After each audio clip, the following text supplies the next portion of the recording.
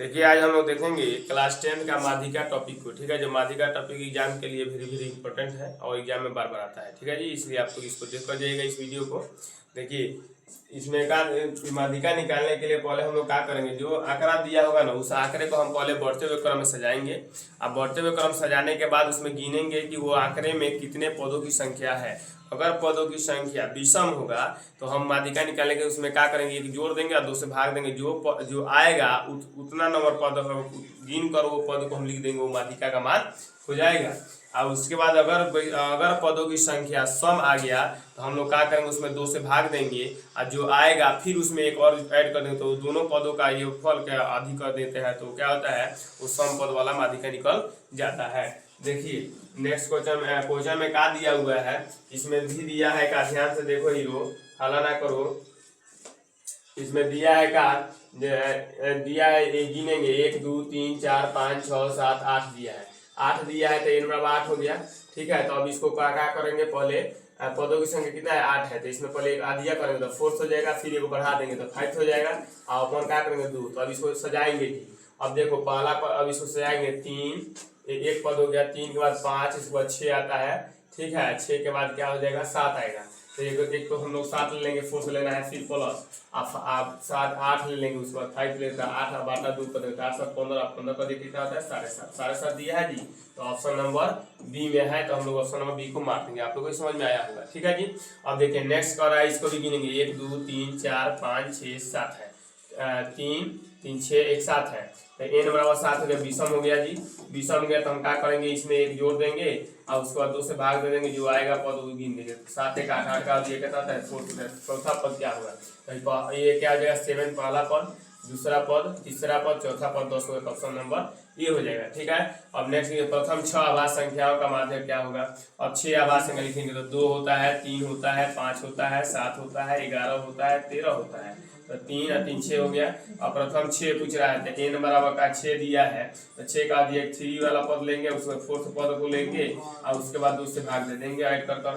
तो देखिए 3 पद क्या है 5 है, आप 4th 7 है, तो 7 5 12, 12 का दिए 6, तो 6 दिया है, ऑप्शन नंबर सी हो जाएगा। ठीक है जी, अब देखिए नेक्स्ट क्वेश्चन क्या दिया हुआ, इसको गिनेंगे 1 2 3 4, ठीक है, 3 3 6 3 9 है, यानी n बराबर विषम हो गया, n बराबर विषम है, तो एक को ऐड कर देंगे बटा 2 कर देंगे, तो क्या आ जाएगा माध्यिका निकलेगा। माध्यिका निकलेगा जी, इसका पद जो है माध्यिका, यानी 10 है, 10 का दिया 5 5 पद, तो 5 तो बढ़ते हुए क्रम में, तो 1 पद 2 पद 3 पद, 8 से बड़ा 9 से बड़ा क्या है, इसमें 15 है, 4 5 यानी 16, ऑप्शन नंबर ए हो जाएगा। इसके बाद इसमें भी गिनेंगे 1 2 3 4 5 6 7, यानी n बराबर 7 दिया है, तो 8 का अब ये कितना होता है, ये 4 होता है, तो 4th पद बढ़ते क्रम में ले लेंगे, तो क्या आ जाएगा 1 2 3 और उसके बाद 4, 13 4 है, 1 4th पद है ना जी, 3 3 6 1 7 7 यानी 8 8 का 8 बटा 2 यानी 4, तो चौथा पद लेंगे, तो क्या आ जाएगा जी 1 2 3, उससे बड़ा कोई है, हाँ 4 12 है, ऑप्शन नंबर डी हो जाएगा। ठीक है जी, अब देखिए 3 माध्यिका के 3 गुना और माध्य के 2 गुना का अंतर जानते हो क्या होता है, बहुलक होता है। इसके बाद 1 2 3 4 2 3 3 6 3 9 9 है, यानी 10 का दिए कितना था 5 से लेंगे, 5 तो पद कौन सा है, पांचवा पद कौन सा होगा जी, तो 1 2 3, ठीक है, 1 2 3 4 5 यानी 16 हो जाएगा, ऑप्शन नंबर ए हो जाएगा। ठीक है जी, अब देखिए नेक्स्ट क्वेश्चन देखिए क्या दिया हुआ है, संचयी बारंबारता किसके निर्धारण में उपयोगी होता है जी, तो माध्यिका के निर्धारण करने के लिए हम संचयी बारंबारता का उपयोग करते हैं। उसके बाद देखिए क्या दिया है, एक बारंबारता बंटन के माध्य तथा बहुलक क्रमशः 28 और 16 दिया है, तो माध्य क्या होगा। तो देखिए एक फॉर्मूला हम आप लोगों को बताए थे पहले ही, ये देखिए फॉर्मूला क्या होता है, फॉर्मूला होता है का बहुलक इक्वल टू फॉर्मूला होता है, बहुलक इक्वल टू फॉर्मूला होता है 3 माध्यिका -2 माध्य होता है। ठीक है, इसमें दिया है का, जो माध्य दिया है 28 और बहुलक दिया है 16, तो देखिए बहुलक 16 दिया है और माध्य दिया है 28, तो यहाँ पे हो जाएगा 16 और यहाँ पे जो 3 माध्यिका माइनस कितना 28 गुना के 28 गुना के 56 होता है, 56 जरा ये ऐड करेंगे 56 प्लस 16 बाटा में 3 कर देंगे, तो ये माध्यिका निकल जाएगा।